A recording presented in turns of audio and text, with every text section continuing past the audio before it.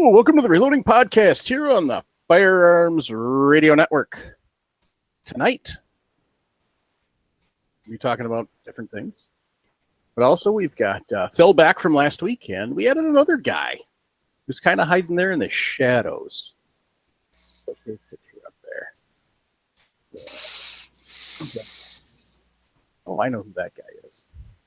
That guy is a friend of the show and preferred target supplier of the Reloading Podcast. That's right. It's Travis, Buckeye Targets. Hello, Mike. How's it going? Good. So normally we start off with what everybody's done this week. But since Travis, this is your first time, why don't you tell us a little bit about you and the backstory of how you got into reloading? Well, I think I've been reloading for 10, 12 years. And honestly, I got started just because I thought it'd be fun. And it's progressed from just a hobby to a serious hobby. So my son and I, we shoot a lot of 3-gun competitions. So that was a need to keep up with all of our shooting. So right now, reloading is just a way of life for us around here. So what all do you load? Mostly I reload 9mm, 223, and 300 blackout and 308. Okay. I reload a lot more than that, but those are my main ones. All right.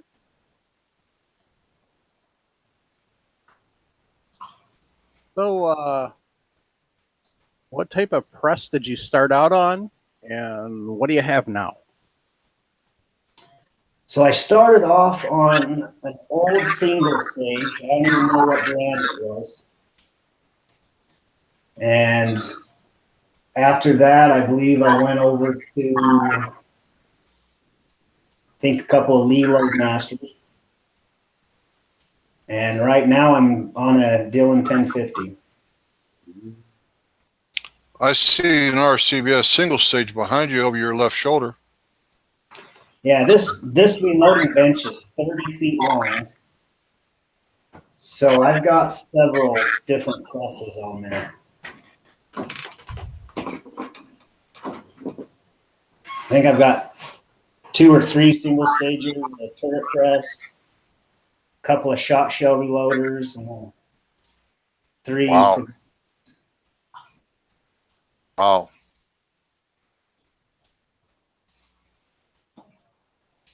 I do a lot of casting too. In that same room, Travis? What's that, Jim? Do you do your casting in the room up where you're in right now? Well, I do all the lead melting outside, and then I do bring them down here and cast the projectiles. Okay. Just right over there. I got probably another 10-foot section just for casting. I see.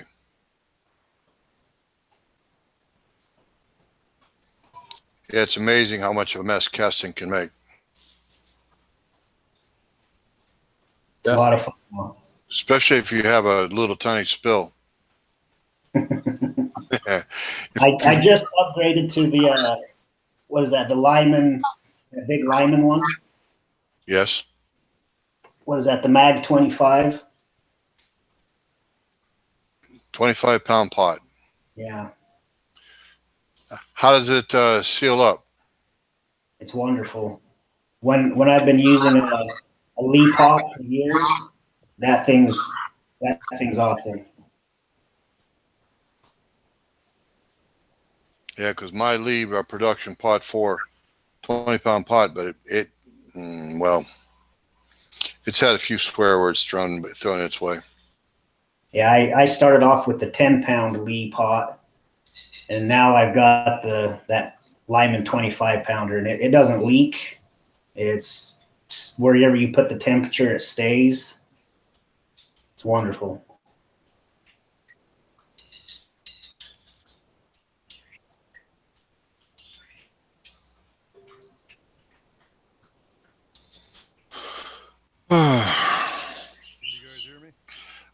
I started out with the same 10-pound pot you're talking about.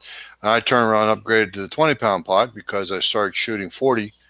And I gave the 10-pound pot to my son. He still has it and he still uses it. Well, see, my thought, I like NOE molds. So I've got on order, I think 6 different molds, but I've doubled up on them. So my thought was I'm going to have my kid casting the same projectiles with me so I can double my production. Yep. Are you using single cavity, double cavity, or 6 cavities? What are you using that away? NOEs are 5 cavity. Oh, if you're both casting, you're casting 10 at the same time. Yeah. Because when I do a session, I'm doing about 2,000 projectiles at a time. Wow. Are you recycling your lead? Yeah. I pick up lead anywhere I can. It's Oh yeah. Oh yeah. finding We all do that. lead in its own is a whole nother hobby. Yep. Well, it sounds like in your household, your lifestyle, shooting is a major part of it. Yeah. You're out there in Idaho, aren't you? Yes, sir. Good deal. Good deal. Never been out that part of the country. Oh, that's beautiful. The only bad thing about doing your own projectiles is the resizing of them. That's why I fire them as cast. Well, I got the molds that you're supposed to powder coat them. Mm-hmm. So we powder coat them, and then, like I say, when you've done 2,000 of them, and you're picking each one up individually, run them through that. I use the Lee sizers. It really tears your hands up. Oh yeah. Well, that's why I like the tumble lube system so well. Yes, it's a little tacky, it's a little messy, but I never let that bother me. I should admit, after I tumble lube them, I could lubricate 1,000 bullets inside of 10 minutes. Yeah, I used to tumble lube all of my stuff too, but I just really like the powder coating. Enjoy, sir. Enjoy. I wouldn't criticize that for a minute. But the bullet feeders you can get on your Dillons or your Yes, sir. D's. And so I got an extra one of those, and right now I'm building a machine that is going to just automatically resize them all for me. Wow. I've seen guys do that. I don't want to mention his name because he's not a podcast listener. That's because I want to protect his privacy more than anything else. But there's a guy out in Indiana that has a video on Facebook where he built a reloading machine, or not a reloading machine, resizing machine, and it's got quite a bit to do with. He's a woodworker, and he's built himself a little wheel kind of thing, linkage and everything, all out of wood, and he resizes his bullets that way. Yeah, I think I've seen that. Yeah, okay. You probably even know who I'm talking about. Yeah, I don't remember who it is, but I think I've seen the video. But yeah, it sizes and lubricates. Somehow or another, he's contrived a way to take and force the lube into the groove, into the lubrication grooves. Yeah, I think once I get this setup made, it's going to make my life a whole lot easier, though. Well, speaking of motorization, you can put a motor on that 1050 behind you. Oh yeah, I was looking at it. Why am I not surprised? I talked myself out of it though, because half the fun's pulling the handle, and I thought do I really want to spend a couple $1,000 more to not pull a handle? Well, the other thing is too, a lot can go wrong very quickly on a 1050, and that's with pulling the handle. I would say stuff goes wrong now when I'm pulling the handle.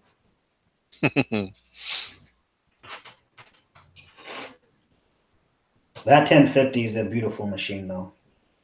I'll bet. I'll bet. Now that's a brass feeder on there, right? Not a bullet feeder. Oh, it's got both. Yeah, Okay. there's both on there. Okay. I'm hogging the conversation. Phil, jump in there. No, I'm just enjoying listening to y'all go back and forth. I mean, I don't personally cast bullets, and I don't see myself anytime soon if I can help avoid the temptation. As it is, I recently finally got air conditioning put in my reloading cave / the garage. First day that happened, my wife came outside and said, "I haven't seen you in 4 hours," and I'm like, "Well, you'd be surprised what you can get done when it's 80 degrees and dehumidified in the garage for a change." Considering the heat index has been like 105 plus for weeks down here. Yeah. Oh. Whereabouts in Louisiana you live, Phil? I live North, south, east, west, central? southeast Louisiana, about 20 miles north of New Orleans. Okay, that's close enough. They're way too close for me. Too close to New Orleans or too close to Both. We're fortunate that where we're at, it's kind of a suburb of New Orleans, but we're on the other side of Lake Pontchartrain, so that gives us a bit of a buffer. I gotcha. From New Orleans proper. And God bless it, the taxes are high up here, and the cost of living is too, but the crime's low, the schools are good, and this is where we decided to put down roots and start a family. So we're going to ride this one out for a while. But I had some fun this past week, if y'all are interested. Sure. I bought a new gun. Not for myself. What'd you buy? Well, my father, he's had his eye on a Gen 2 Smith & Wesson Shield 9mm for himself. And in order to justify in his own mind, he had to sell me his Gen 1 Shield, which I graciously took off his hands for my wife. Caliber? 9mm. Oh, you said that. Sorry. Yeah. I'm not a 40 cal fan. My wife, I don't think, would really like it either. She wouldn't. It's good. It's quite a bit snappier. Yeah, and as it is, this is what she's moved gravitating to get away from the Smith & Wesson 642 Airweight. That was her previous handgun. And, yeah, even with reduced power loads for training, it'll bruise you. I mean, that little aluminum frame gun, especially because unlike Rugers that have like that tang grip, you know what I'm saying? And then the rubber portion of the grip wraps all the way around the back of the frame. But with Smith & Wesson, the back of the frame is exposed. Yep. So every time you pull the trigger, you've got aluminum and steel beating you right in the palm. Mm-hmm. And I mean, I think it's fine as a backup revolver, and I intend to start ankle carrying that gun. But Gillian's just never been really happy with it. So when I got the chance to put her in a Shield 9mm, it was a no-brainer. I love the Shield. Yeah, it's not something I would carry personally, only because I've never wanted to come down from a double stack 9mm, which is what I usually carry. I like having more capacity, longer barrel, better. I like having a little more capable firearm than a Shield is. But I've always rationalized to myself that if I was going to get out of a double stack 9mm for concealed carry, I'm in a situation where I can't conceal a Shield either, which is why the J frame is going to become a deep carry gun for those times I just can't carry anything else. It's either that or a pocket knife. Yeah, I have a hard time. I'm sorry, Travis, I interrupted. Go ahead, Travis. Forgive me. I have a hard time concealing anything a double stack. The Shield for me, it's almost hard to conceal that one. Especially with like typical dress down here in Southeast Louisiana, as hot as it is most of the year. I mean, we're in t-shirts and shorts most of the year. And very often I find myself wearing like a white undershirt and then a button-down short sleeve shirt over that. And with that, with the right holster carried just in front of the right hip, not appendix, but off to the side, call it like carrying it at 2 o'clock, I can make that double stack 9 disappear. But I'm the first to admit that if you're going to carry a double stack 9mm, a 4-inch barrel, like Glock 19 size gun, you've got to commit to it and dress around the gun. it's not like a shield where they're nice and thin and small and they're forgiving. You have to make allowances for carrying that size firearm. Yeah. But I'll also tell you, having shot my dad and now my wife's 9mm shield and shooting it toe to toe with like my CZs, I'm more accurate. I can make hits at longer ranges. I've got double the magazine capacity and then some. So everything's a trade off. Yeah. For me, during the summertime, I use that shield. And then when it gets colder and I can wear hoodies and stuff, I can switch over to a double stack. And then there's no problem there. Yeah, that's actually the thing me and my co-host on my own podcast go back and forth about, because he's up in Michigan. So he's wearing hoodies 8, 9, 10 months out of the year. And it's like I tell him, I'm like, I cannot conceal a full size gun. I've got a CZP-09 that's the bedside gun. I don't have a prayer of concealing that in a t-shirt. It's too big. So I don't know. Everything's a balance. Everything's a trade-off. But I always look at it as carrying a gun beats not carrying a gun. Even if you have a J-frame and a 25-yard shot you got to make, it's better than not carrying. Last weekend, I had experience with just handling a Taurus PT-111 Generation 2. It's a nice little gun, and it's double stack. It's a nice little gun. I was very impressed by it. The only thing is, it's a 9mm, and I do like that 40 caliber. I like a little bit of extra authority that the 40 caliber gives me. See, to me, the selling point of 9mm is always going to be cost. I can reload it cheaper. I can buy it cheaper. And anybody that tells you that cost doesn't matter in defensive situation is overlooking the fact that to truly be capable with a firearm, you have to spend time putting rounds into the berm.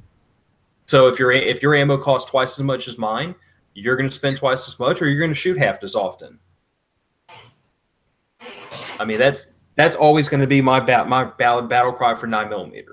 It's cheap and it works. And I can buy the stuff anywhere on any shelf, dirt cheap, and I can spend a lot more time getting practice in. I'm not going to argue with that. Yeah, but I'm not going to argue against 40 cal either. It's just never been a cartridge I fell into. Hey, Jim, have you ever heard that song, 40 Caliber Guy? No. Okay, well, I'll have to send you the link later. Is it profane? I think Mike's laughing. I think he knows what I'm talking about. Mike's laughing. Yeah, well, it probably is. Yeah, that song is definitely not appropriate. I think Jim needs to hear it, though. Yep, definitely. I think it's by Jordan Winkler.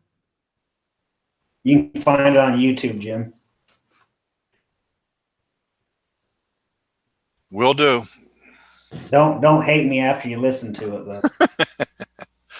Well, I happen to know that 40 S&W also stands for short and weak. I fired a Glock 20 several years ago, and I just couldn't see any reason to continue. I put one magazine through it, and that was the end of it. I just, it's like shooting a 357 Magnum with steel frame. See, like my Dan Wesson, I have a Pachmayr grip on it, and I love it. Love the revolver, and I shoot full house loads with it all day long. But for some reason, that polymer Glock 20, I don't know. I don't think that doesn't sound right. Maybe it's a 21. Whatever the large size 10mm caliber frame is. I just 21. Thanks, Mike. Anyway, it's just it's the same size as a 22, which I have. That's where I got started on 40. But I don't know. I just couldn't see shooting that much power in a grip like that. Well, you're pretty heavily invested in the 40 anyway, aren't you, Jim? Yes, sir. Once I acquired that Glock 22, I tooled up, and I think I've got 2 bullet molds, 3 bullet molds, 4 bullet molds for that caliber. I even sold Mike one of those molds. Well, back when you were reloading, I think last I heard you did 10,000 rounds. Yeah. My problem is I don't know where the damn ammo is. Well, that's a problem. Yeah, it's out there. How is that shed coming? Yeah. Well, you know, I work full time now. I retired and I took a full time job, and I usually get home about 4:30, 5 o'clock, have supper, and by that time it's 90, 98 degrees out. I work on it as I can. But that's my thing is I'm working on a storage issue. It's got to, I've got to have some space in the garage to work. It's a long story. Everybody's heard it a few times except you. Sorry. Yeah, but it's one that pretty much anybody can relate to because, I mean, I've seen enough reloading capes to know that we all have a lot in common, and not having tons of space is usually part and parcel to it. Yes, sir. Yes, sir. Yes, sir. You know, like you said, it's rather ironic. This guy here, Jim Fleming, the reloading guy, not reloading. Godfather. Well, I didn't want to say that. Thank you, Travis, but I'm no godfather. I'm just a regular guy. I just happen to like what we do. That's all. But you know, Jim, You like it more than I do, you bum. hey, whenever I move houses, the first thing I do is I scout out where my reloading setup's going to go, and then that's one of my first priorities. You just need to get your priorities straight, Jim. Well, that is back that way. Yeah, Outside.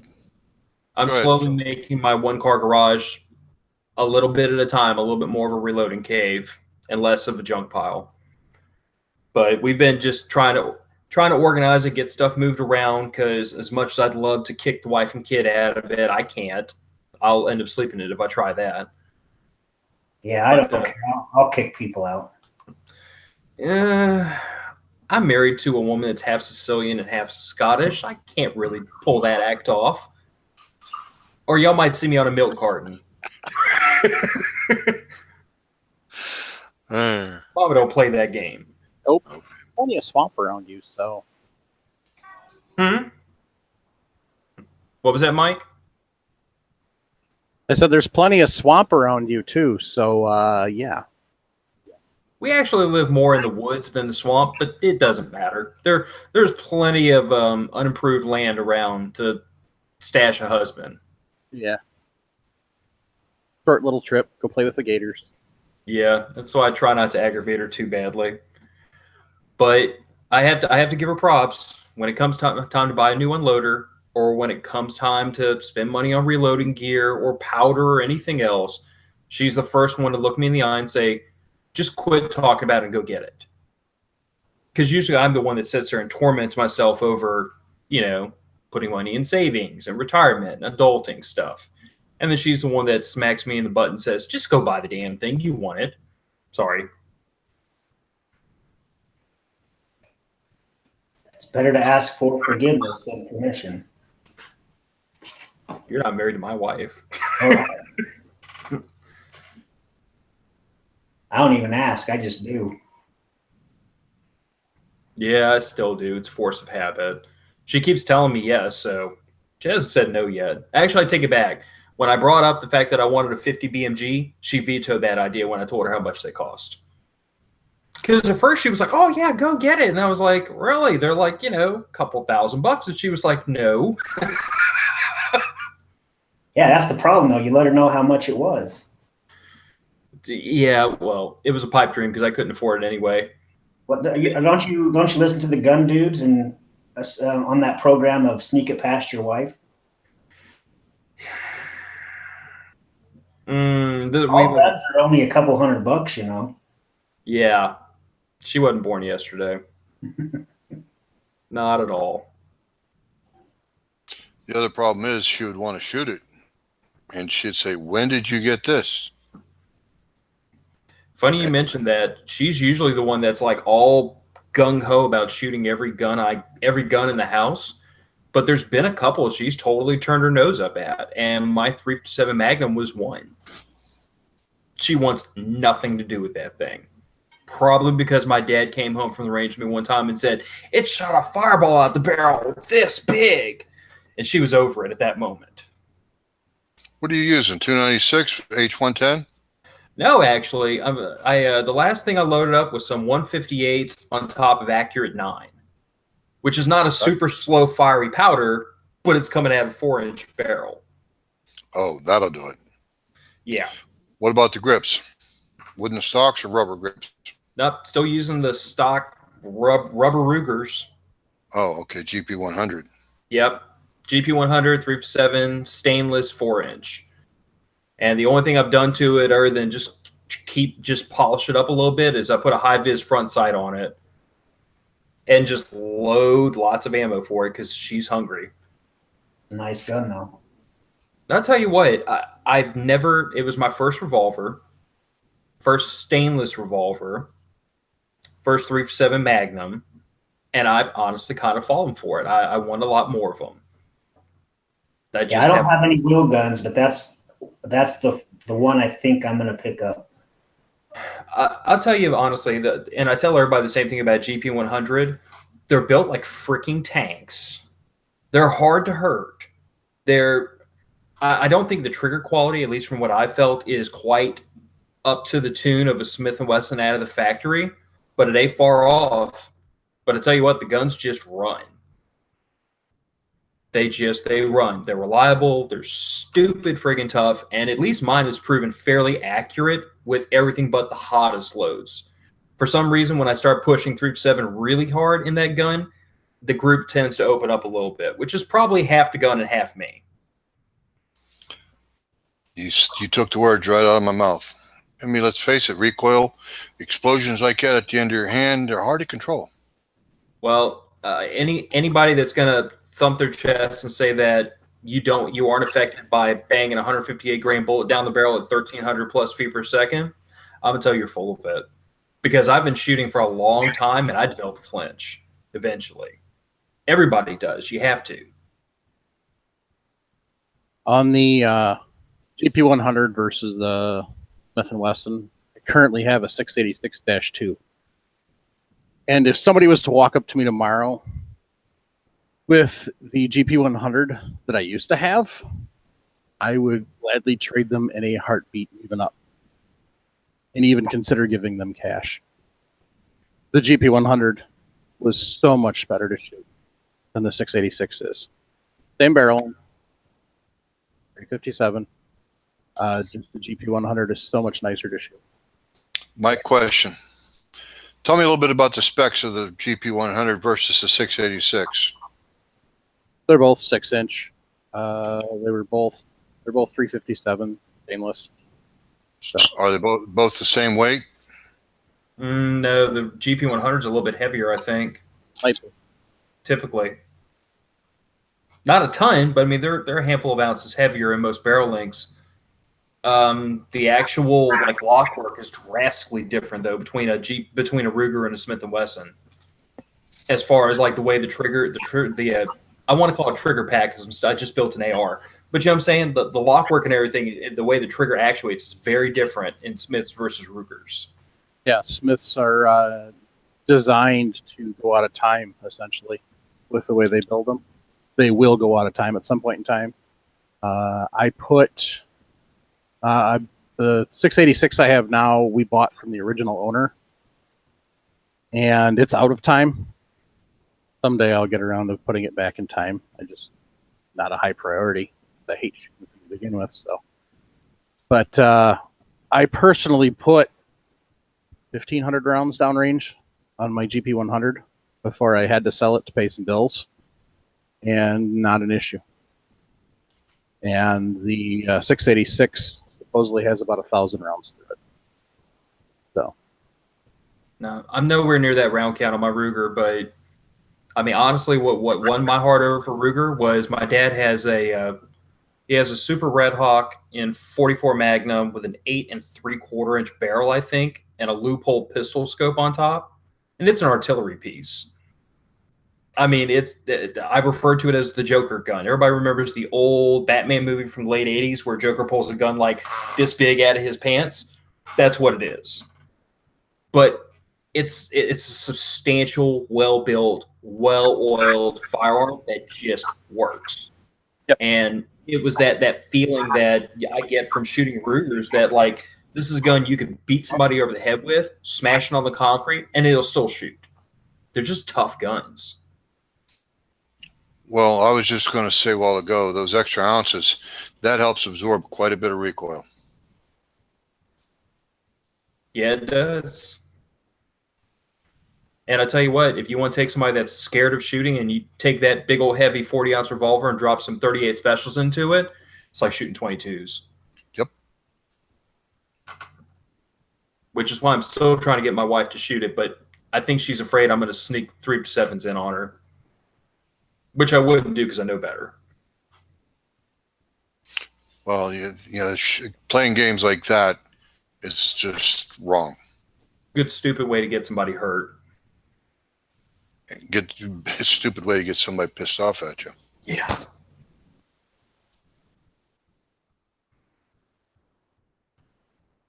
Anyway, this is a reloading podcast, isn't it? Yep. Our question for the night is from, I'll tell the name after, a gentleman that messaged us on the Facebook group.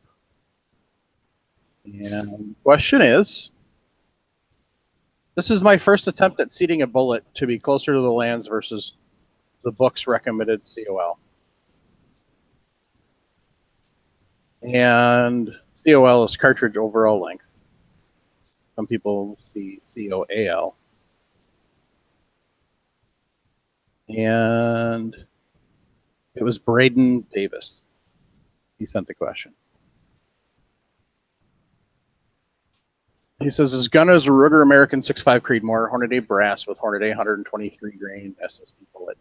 Max COL with the bullet touching the lands is 2.855. Eating the bullet at 2.845, and the picture is what that looks like. He sent a picture too. I'll post that in the show notes. Should I be worried how far the seating depth is from the Canalure? Hornady 10th edition book recommends a COL of 2.710. Am I too far off on my COL versus recommended? Dave here reload at this length. Thanks for your help. I found your podcast to be very helpful to the new reloader. So the picture he sent is of a Canalure on the bullet sticking out of the case, probably about half again as much. It is it's 123 grain. It's a Spire Point boat tail, or well, a ballistic tip, or whatever you want to call it, SST.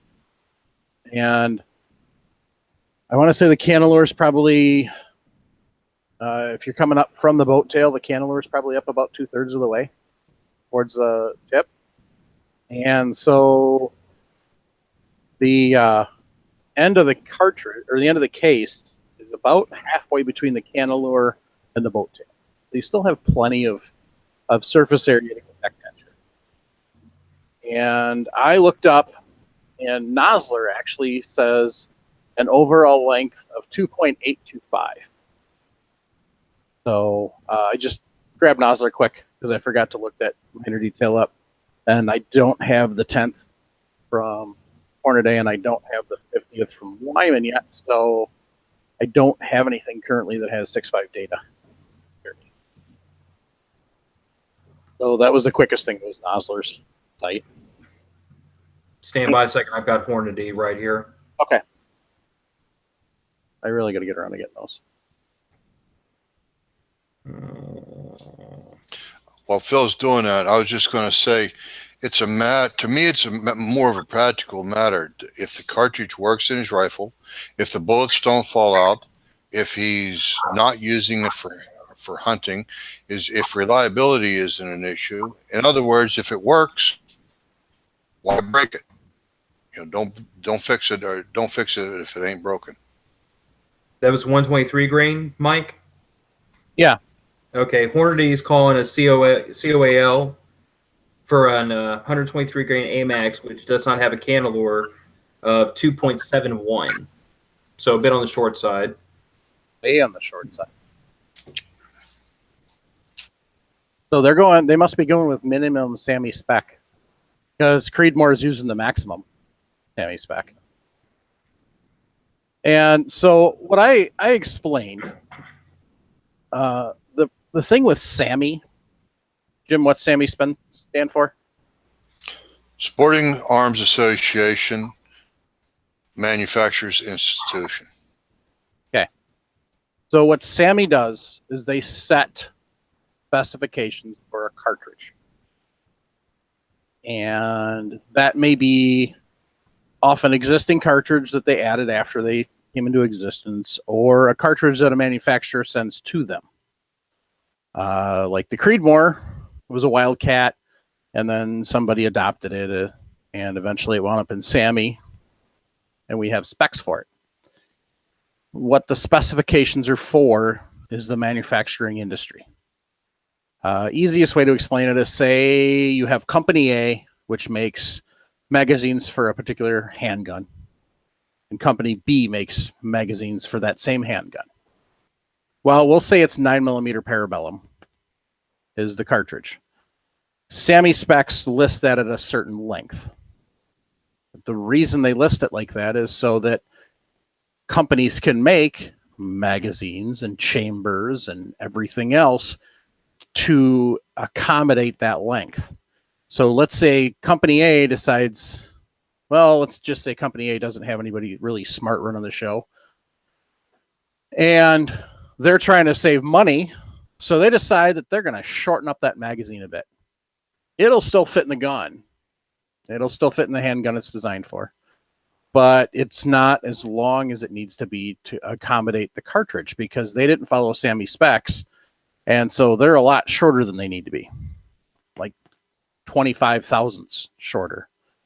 So you can't actually take a regular 9mm Parabellum cartridge and load it in there. That's what SAMI specs are for. When we start reloading, especially rifle, especially if you're going to single load, that really opens up the ball game for how long you can run that bullet out of the case. If you can have it touch the grooves, you can have it almost off the grooves. And the reason for doing that is kind of twofold. First and foremost, it helps with accuracy, and the reason it typically, in my mind anyway, the reason it does is you're reducing the amount of jump. Where how much space that bullet has to travel before it starts engaging the rifling.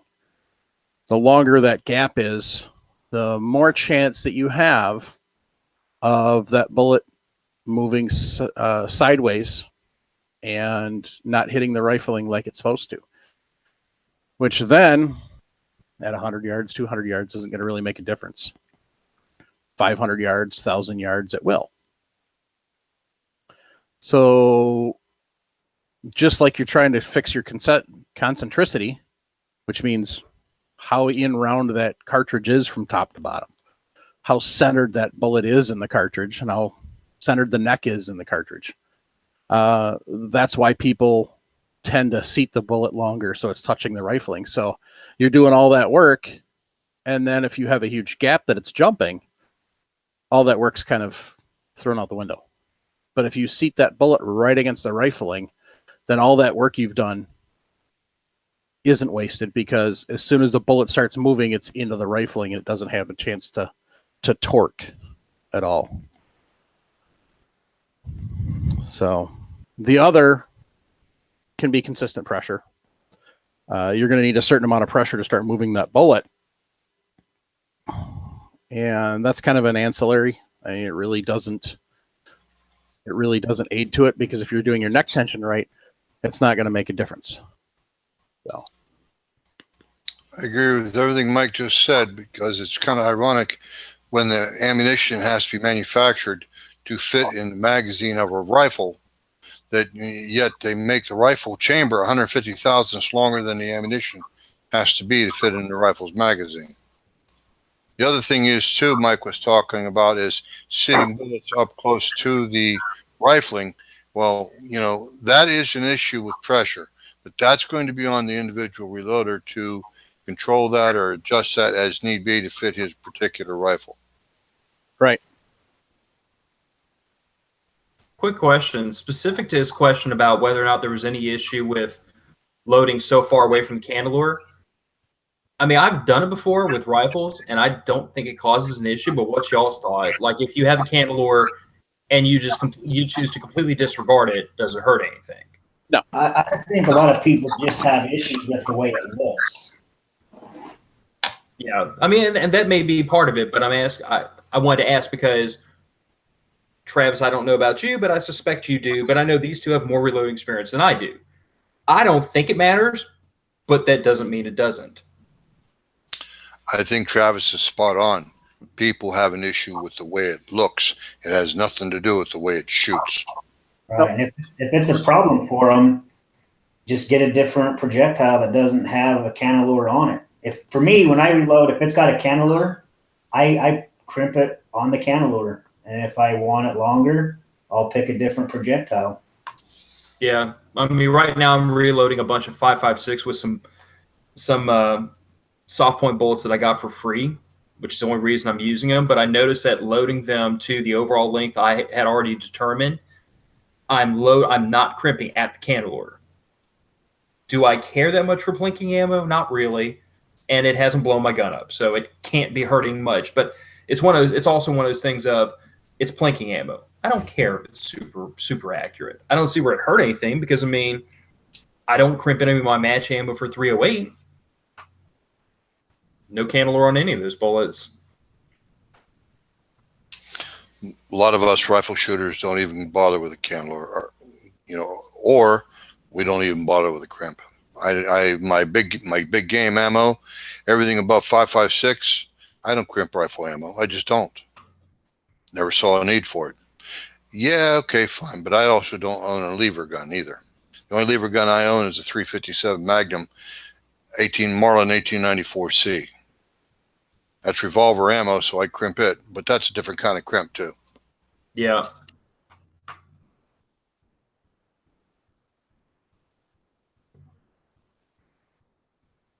Yeah, I don't really care about the cantilevers. If it's there, it's there. It's not there, it's not there. I don't really care. I worry about what depth I want to seat the bullet at, and I've never had an issue with the cantilevers. So,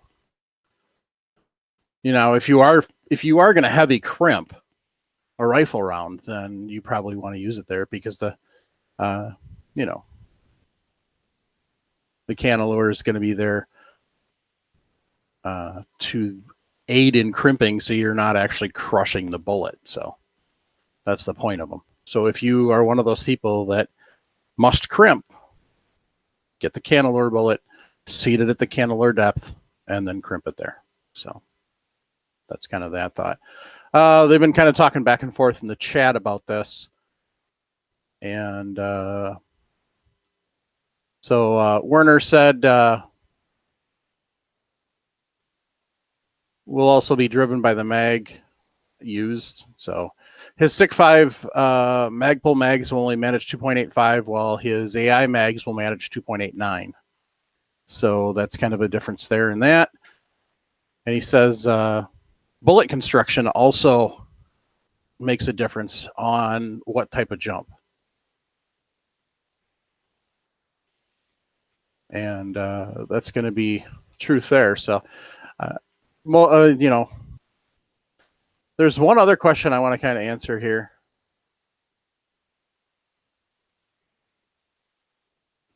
One thing on the 686 Ruger GP100 conversation. I know there are a lot of handguns out there that do have different life. M4813 said he's got a 586, which is the blued version. It was over 4,000 fires by him, a couple thousand dry fires from him, so probably 6,000, 7,000. He bought it used, so he doesn't know how many it has. The other thing don't know about that is if it's ever been retimed. I know that at least from what I found in digging with the 686s, they had a lot of problems with timing. The newer ones don't, but it's a 686-2, so the older ones And then Gunrunner 357 said Mag said GP 100 locks in 3 places. Top straps is substantially larger than most other revolvers as well. Yeah. Ruger over engineers everything. Oh, Precision Marksmanship HQ. I'm having a bullet seating issue with my 500 mag. As in the XTP bullets are bulging the case just enough to where they won't chamber. Lee does not make a factory crimp die. Is there an alternative? So one of the thoughts I just saw, where'd it go? Okay. I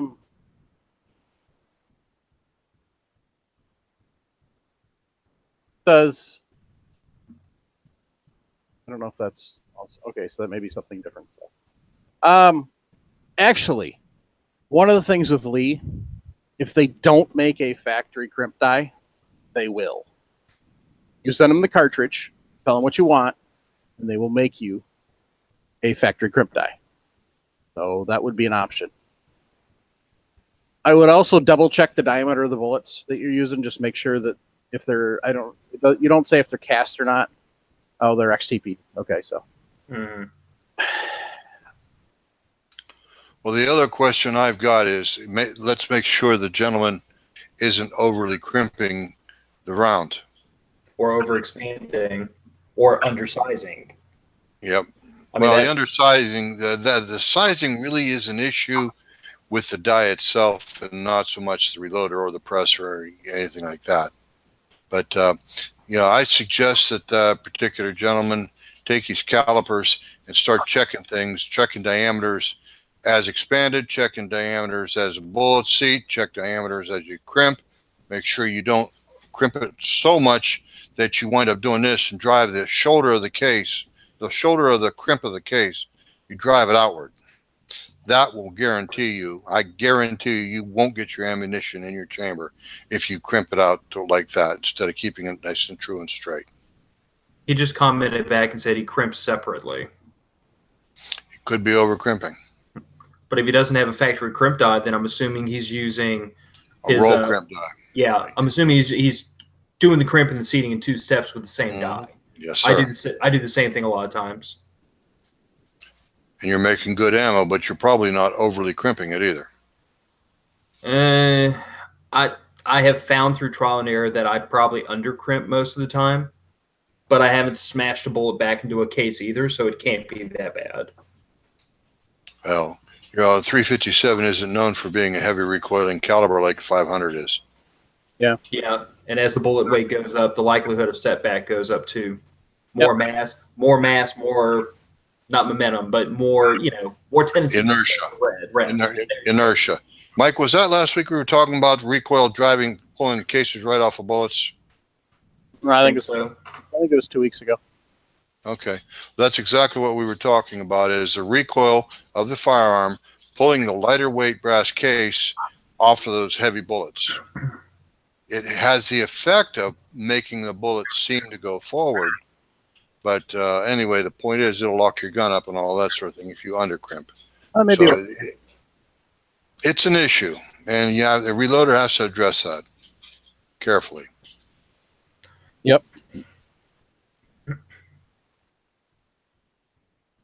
Yeah, I would say look at your crimp. And are they not chambering even without being crimped? If that's the case, then it's not a crimp issue. Then it's going to be either a sizing issue, or if you're flaring it, a flaring issue. I haven't had this issue in my 357 because I use a factory crimp die, which, by the way, solves a lot. It makes your ammunition a little more forgiving of your own being ham-fisted. But Right. I have had this problem several times in 45 ACP. And what I've traced it back to time after time was actually not crimping, but expanding. I had expanded the cartridge too much, or I expanded the case too much, and then tried to compensate by over crimping it, and lo and behold, you wind up with a little bit of a buckle right underneath the mouth of the case. I don't know if that's this gentleman's problem, but the expanding and the crimp kind of go together. Yeah. If you screw up either one, you're gonna have the same problem. It's a possibility. We're all saying the same thing. Yeah, if he's crimping separate, yeah. Definitely. If he's crimping separate and he's having the problem before he crimps, then I would say it's an expansion issue.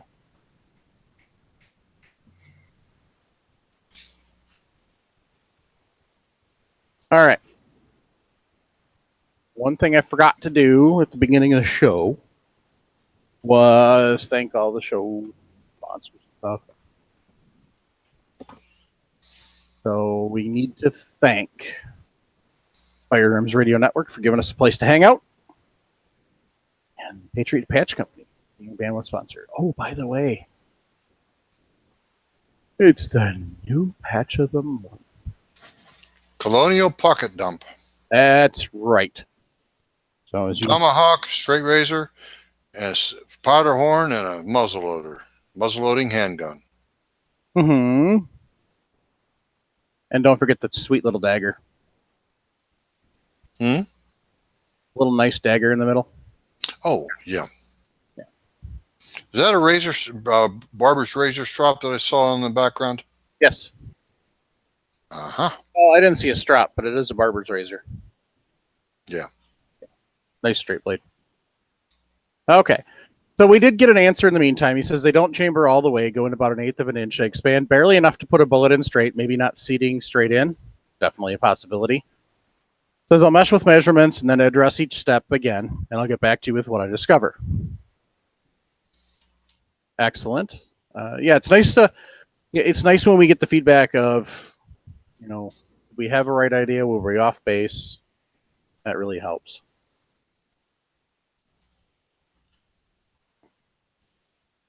And sorry, new computer. I'm not used to not having a clock in the bottom corner. Apple puts it up top. All right.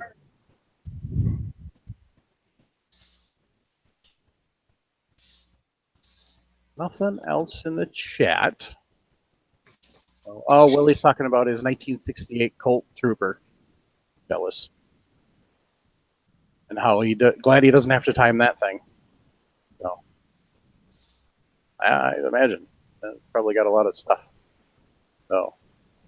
I'm intensely jealous of all these cool guns people own that they were too expensive for me to buy by the time I could buy guns. Ditto. Yep. I know what you mean. Although, if anybody ever invents a time machine, it's going to go down. That's right. Yeah. I'm going all the way back to the 1700s to get me a puckle. What Gonna is enjoy a it. puckle? Puckle gun? Yeah. That's a carriage-mounted home defense weapon, Jim. Yeah. You need to Google that, Jim. I will. Yeah, think 18th century rapid-fire semi-auto. Ah, Kind of like, I mean, what is it, like 50 caliber, something in that range? Yeah, I think so. Yeah, basically, it's a revolver on steroids, but it's carriage sounds mounted. good. And at one point, it was legal for civilians to own. Anyway, Uh-huh. Not more. Ah, okay. I see it. Yeah, that crazy thing, it looks like it's about 70 caliber. I just saw Willie's latest post in the chat. He picked up his trooper for 125. I kind of hate you. Yeah, that's what I got the 686 for. So, and I kind of hate you too, Mike. I got a Ruger single 6 for 75 with both cylinders. Nice when friends are selling you stuff. I quit. Yeah. So. Everybody gets blessed every once in a while. So it's just... I'm not gonna hate man for his blessings. Yep. I just wish the fairy with the blessing fairy would share, spread them around a little bit. I did put a lot of sweat equity in exchange, though, because I did help the gentleman do a lot of stuff, landscaping and otherwise. Jim, check the chat over YouTube.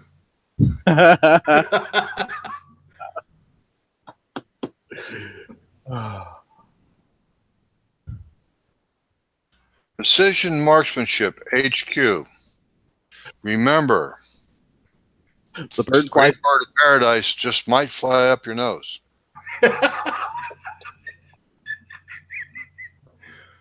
Oh. All right, folks. Let's see here. There's another question that we were messaged, but it's going to be another long one, and we're already at an hour, so I don't want to run too much longer. Plus, it's kind of later, unfortunately, with the technical difficulties and stuff. But someone had an idea. They sent us in an email, and let me pull that up quick. And it's actually a pretty darn good idea, and we're going to start doing it. Where to go?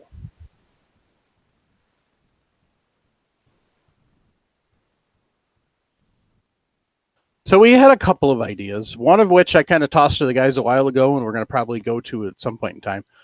This first email is from David Denny. He says, "Hey, Mike, I've listened to the audio podcast for a long time now. I'll just say Nathan is a turd. It was hard watching the video of that. I could tell it really upset you." Well, thank you. Not necessarily because he was critical, which is truth, but because they offered no helpful suggestions. And that's kind of the big thing on that one. So I have always been a bring you a solution kind of guy and not bring you a problem type. I sent a list of ideas in a long time ago, and several came up in the show, so I'll throw out another. What about a segment in each podcast, maybe called Cartridge Corner or something like that? During the segment, you take a cartridge, doesn't matter which one, go over some of the history, design ideas, trivia, popular loadings, etc. You could even string them into series like 44 American begat, 44 Russian, which begat, 44 Special, which begat, 44 Magnum, and so forth. I would suggest having it pre-recorded segments so you could keep the time pretty consistent. Also, I noticed something from We Like Shooting that might be helpful. They often read out chat comments, but they're always announce them first. This might help cut down on the folks complaining about you guys just reacting. Just a thought. Anyway, keep up the good work. Nathan may not say it, but I appreciate your guys' time and effort. So thank you, David. And yeah, I do like the idea of doing a cartridge corner. We kind of spend a lot of time talking about stuff, but we never really go into the history of it all. So that could be fun.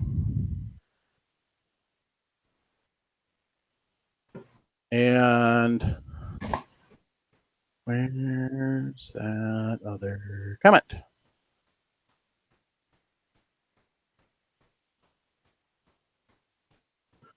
All right, another email came from Craig, and it says, this isn't the one I'm looking for, though, but another email we got. Does you want suggestions? I have a few I'd like to see done. First, fix your audio. I only listen on Stitcher because I cannot sit for 2 hours and watch YouTube. No whining dogs in the background. Yeah, I know. One episode and we've been getting beat the crap out of. Sorry. I've been only able to listen to the first 10 to 15 minutes the last 3 or 4 episodes because I cannot take the audio. Next, beginning reloading is fine, but keep it to the content. After you get off topic, it's a waste of our time. Now, for a few things that I personally would like to see more casting, product reviews that includes different bullets, presses, and tools. There's another reloading podcast in the Self-Defense Network. He keeps about 25 minutes. Audio is clear, and he keeps on point. I would rather hear 35 to 40 minutes of good content than to hear an hour to an hour and 15 of joking around and interrupting each other. Please take my suggestions with a grain of salt, but I would like to see you guys succeeding. Thank you. Hey, Mike. Yeah. So I know you've had other listeners make those same comments. I've been listening since the beginning, and personally, I don't know what your other viewers think, but I actually really enjoy when Jason and Jim go after each other and just going off of strictly the content. To me, boring. It's the more personal stuff that you guys talk about that brings me back and makes me want to listen. That's an incredibly nice thing to say, Travis. Thank you, sir. If you're just going to talk strictly reloading, I think it'll get boring real quick. And it does. Well, I mean, I don't think there's anything wrong with either way to run the show, whether you make it very informal or very formal. But to me, it's a different audience. You know what I'm saying? I mean, y'all have built the show around a certain sound, a certain camaraderie amongst yourselves. You built it around a certain amount of pulling punches and busting each other's butts. And that's what you built the show around. And that's what you've built a listenership around. And I'm not saying one way is universally better than the other, only that, I don't know. I mean, I see it both ways. And I can also say for different topics. There are going to be certain times when y'all are probably going to be very much business and formal, and then times when y'all bust each other's butts a little bit. So, I mean, it's not to discount what the listeners are saying, because no feedback is unwelcome, ever. Right. It's just, it really is a question of what direction do you want to take the show? I think when you guys have got a specific topic that you're covering, you guys do a really good job at it. And it doesn't hurt to throw in the humor and the jokes. And, you know, I love a good gym joke better, you know, most. Or when Jim falls asleep, that's always fun. I see that bird of paradise heading your way, Travis. Yes. Well. I don't know. I can't find the email now, so I'll find it later and post in the show notes. But honestly, if you guys went to strictly business, I think you'd lose more viewers and listeners than if you know, change. Yeah. I do also, but I think sometimes we do get way off topic. So, and that's something that I'm trying to get better on pulling us back. Just make your editor take all that stuff out. I work on that too. So I'm trying to. Mark Hookham is working on becoming our editor. As Phil knows, it's a long and painful process to get the hang of editing, and so it's a matter of, you know, with me, it's only a matter of time. I don't have enough time to be able to do all the other stuff that I need to do for the show. Like, I've got crap sitting here that I need to do videos on that I don't have time to do videos on because I spend too much time editing. Just have Hookham do it. I mean, Hookham did an awesome job on that little bit of Jason last week. Yeah, that was hilarious. Where did he post that? Did he post that in the group? I saw it on Facebook. At Patreon group. So Posted it up in the Patreon group. Hookham is starting to edit, so he's getting better, and it's kind of working with him, and kind of, and it's also still learning as I go on what should be in the show, what shouldn't be in the show, versus what, you know, that type of thing. Mike, Hookham used that as his ringtone for Jason. Yeah, it's hilarious. He Jason said in the show last week, I hate to admit it, but I have to, but Hookham's right. No, he said Hookham's got a point. Oh, Hookham's yeah, got he did. And he cut that out and he pasted it 4 times in a row and he just started playing it. So, and then he set it on his ringtone. Hilarious. Yeah. Mike, after we all hang up, I'm going to send a message to you and Hookham via Facebook for some completely unsolicited editing advice. Yeah. But it's something that I started doing that really cut down the time investment for me editing my own show. Okay. Which is what I'll be doing as soon as we hang up. I gotta finish ours and get it posted from last week. So I know that feeling. Yeah. But My like brother. I said, it's unsolicited advice, but if it helps y'all out, Hey, we always appreciate advice. And, you know, yeah, and M40A13, that's absolutely a point. The dead air is the only thing worth griping about. And it's true. It's not as bad as it was when we first started video, but it's still horrible. And so that's kind of something that we all as a team need to work on, is if there starts to be dead air, somebody needs to start talking. And that's just kind of timing, I guess, more than anything. Because at the same time, some of us wait and then we start to talk and then we wind up talking over somebody else. So that's kind of the fine line. And that's another thing is poor Jim's gotten blasted over and over again for talking over everybody. So now he tries to wait, and sometimes that comes back to get him. So, yeah, it's the edited version's always going to be better than the live version because we can take a lot of crap out. So, Yeah, but the live version, the draw there is that these guys can drop into that chat window, absolutely. questions on the fly. And my podcast just did our first live episode a week ago, and I told everybody I will do it. I can't do it like that every show, but it's going to be a once a month type of thing for us because the back and forth and the feedback you get from the listeners, you can't beat it any other way. Can't reproduce in any other way. I think Jim's getting tired. He's nodding off.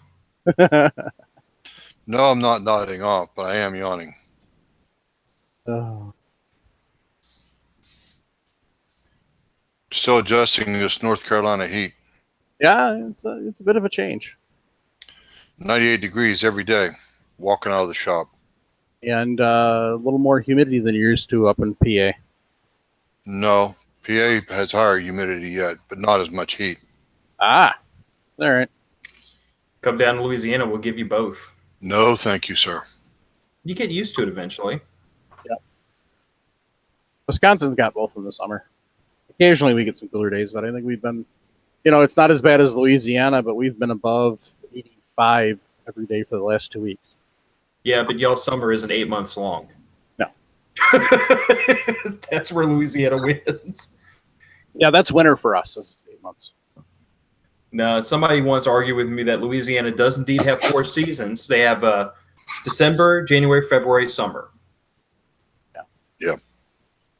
Wisconsin's got 2, winter and road construction. Sometimes they bleed over. Yeah. Talk about off topic. Right? Yeah. Yeah, I wouldn't give up the live for anything. The interaction with the audience that tunes in is something you can't recreate. And that's awesome. Thank everybody for tuning in live. I thank all the feedback, including Nathan's. Just, it's awesome to get feedback. Some podcasts, they lose listener after listener and never get feedback. I mean, we're keeping listeners and getting feedback, so that's an awesome bonus. And I realize everybody thing isn't for everybody, but the email I couldn't find, the basic suggestion was have a split. So part of it is a topic for the advanced reloader, and part of it is a topic for the beginning reloader in each episode. We'll see how it plays out. Obviously we would probably do the advanced first. Granted, even your most experienced reloader can get stuff out of the beginner stuff, but some of them don't want to hear it right now. So, we'll do the advanced first because the beginner is going to get the, and maybe some of that stuff's going to be over the beginner's head for now, but then that stuff is in there when they get to that point. So, just hang with us. Yeah, it's episode 210, but we're still, it's a constantly changing thing. We kind of still haven't figured out what we want to be with when we grow up, I guess. Easiest way to say it. Like Ricky Nelson said in his song, you can't please everyone, you got to please yourself. No comment. Well, I didn't mean for you to go there. I didn't go anywhere. I just said no comment. Anyway, you know what I mean.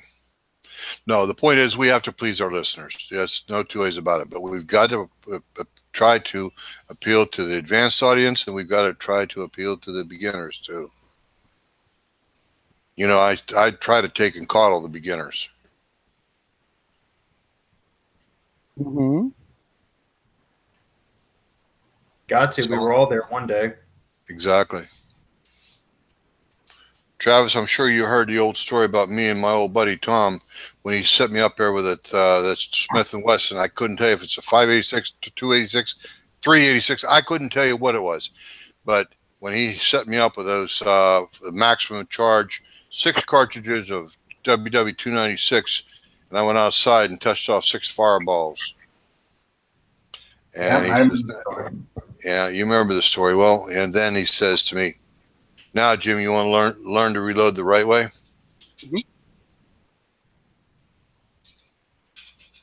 And as we saw last week, there is a right way to do this, and there's a really, really wrong way to do this.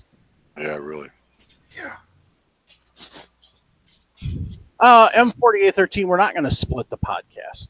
It'll still be all one podcast, but we'll just maybe like do a couple questions, but we'll make sure the first question out of the gate is more of an experienced type thing. So it'll just take a little more planning, and which we need to get to anyway, because frankly, it's kind of a crap show sometimes, where we don't have a clue what we're going to talk about until we hit start. Isn't really a good thing. So.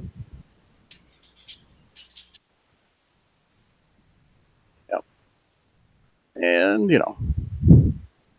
we thank everybody for the feedback. We thank everybody for listening.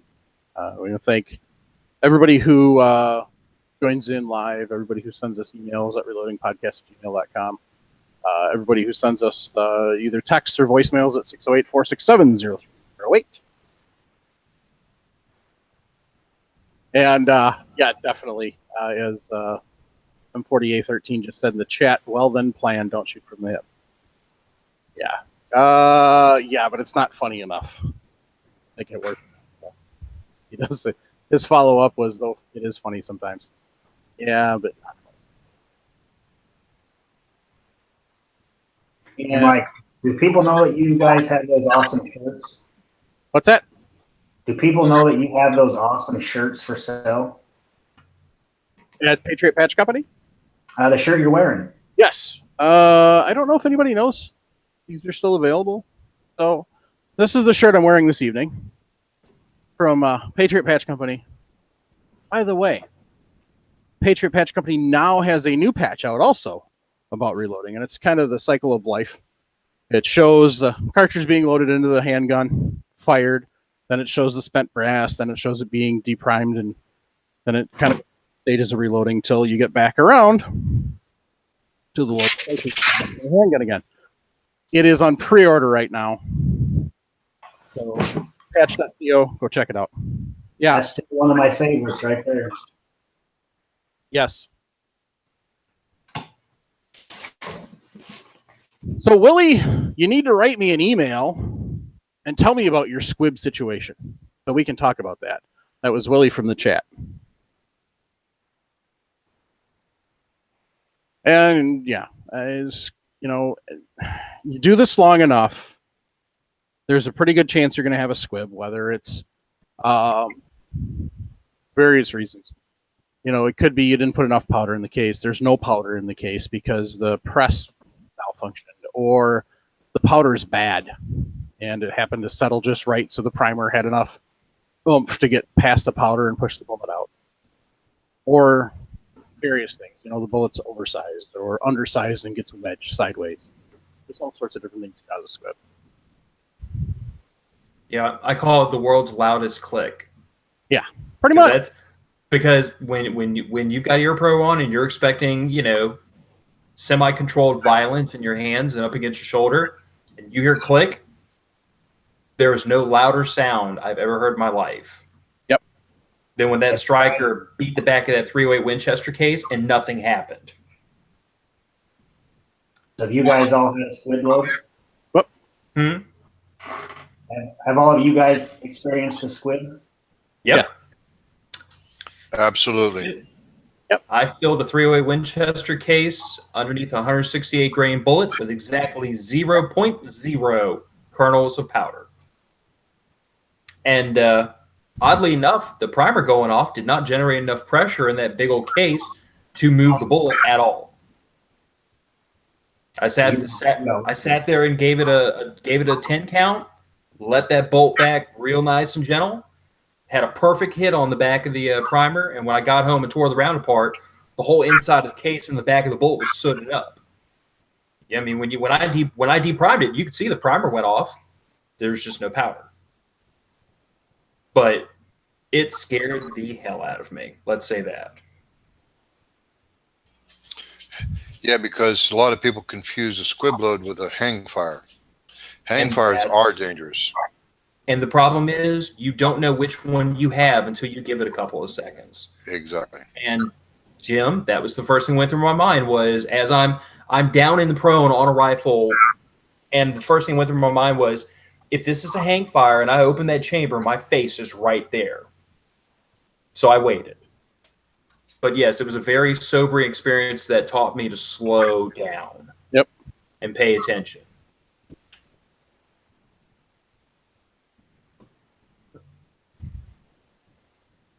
Yep, I had mine in a 40 cal, so in my SR40, and I talked about that on the show quite a bit. So I don't remember what episode, back when we were still doing Skype, but I wound up pulling down a couple hundred bullets. Because as people who know use Loadmasters, if you're not smooth, sometimes it doesn't throw the powder like it should. That's the kind of once you get everything else set up, if you're not smooth on the handle, the Loadmasters aren't forgiving. You got to be smooth. Otherwise they can, and I don't know about the rest of the presses in the world, because I'm smooth now on every press. My 550 or my single stage or my lock and load or my shot shell reloaders. It was the auto disc. Gunrunner Mag wants to know what kind of powder drop. It was the auto mag or the auto disc from Lee. I've got the. At some point in time, I'm gonna get the auto drum after I make a trip out to Titan. Oh, that reminds me. One of the things we're going to try and do is get a setup with Titan, and I'm debating on whether we're going to have them just on the podcast or if I should do it live from their shop. So let me know, folks. Do you want me to go do a podcast live from their shop? Because they close right at the time that we would go live. So let me know.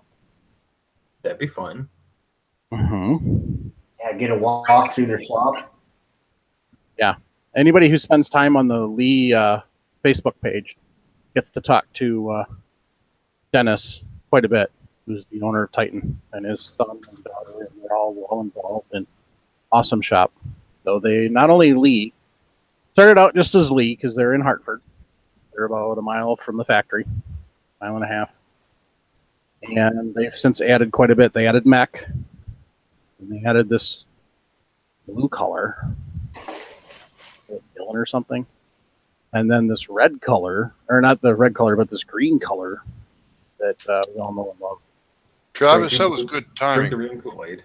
That was good timing, Travis. You made a little noise right about the time Mike pretended to gripe about that blue color, and everything switched over to you, and the 1050 is right there behind you, showing things off. Mike's over there laughing about it. Yep, that noise. Good timing. That's my squeaky chair, dude. Okay. Right. Oh, that's what Travis was giving me crap about earlier. Uh-huh. He remembers me from back in the days of the Gun Rights Radio Network when I was doing reloading radio by myself. And I would lean forward or sit back or move around. And my chair at the time, which I've since gotten rid of, it squeaked like sin. And it came over, and Travis has done nothing but give me grief for every chance he gets. No, I like loved it. I loved it. Thank you.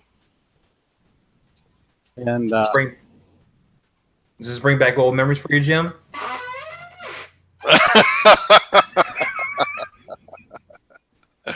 Oh, boy. See, when you heard that noise, you pictured Jim right there at the reloading bench as he's talking to you. Yeah, that's why I hold very, very still in this chair and don't rock back while I'm recording. mm-hmm. And the other vendor, as I was starting to say, talking about green, that Titan has added. We've had the gentleman on the show a few times. Oh, just a few? Just a few.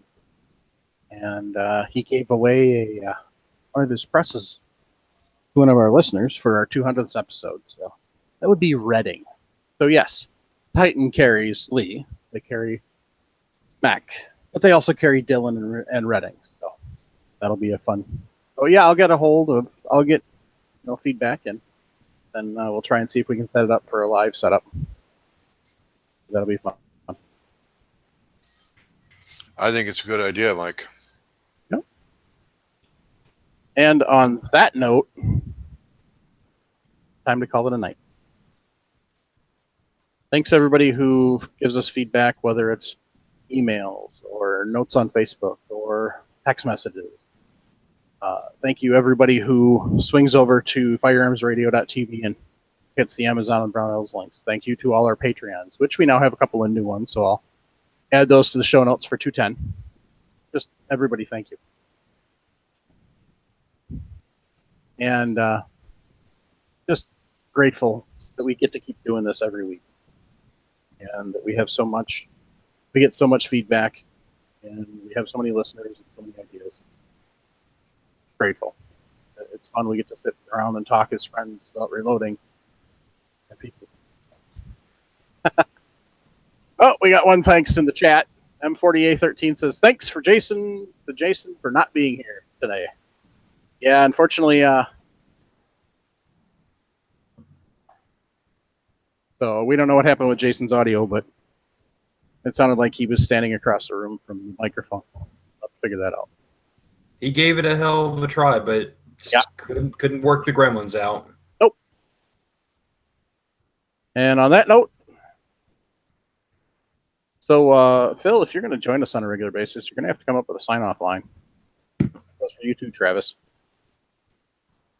Okay. Yeah. Like right now on the fly, or do I get to rehearse it, or? You get to rehearse it. You don't have to do it right now.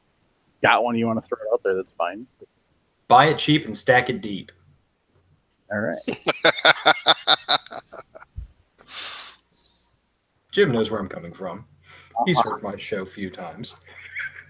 Oh, yeah. All right. On that note, folks, keep your breath shiny. Squeeze, don't yank that trigger. And the powder was wet this week. Thanks, folks. Have a good night.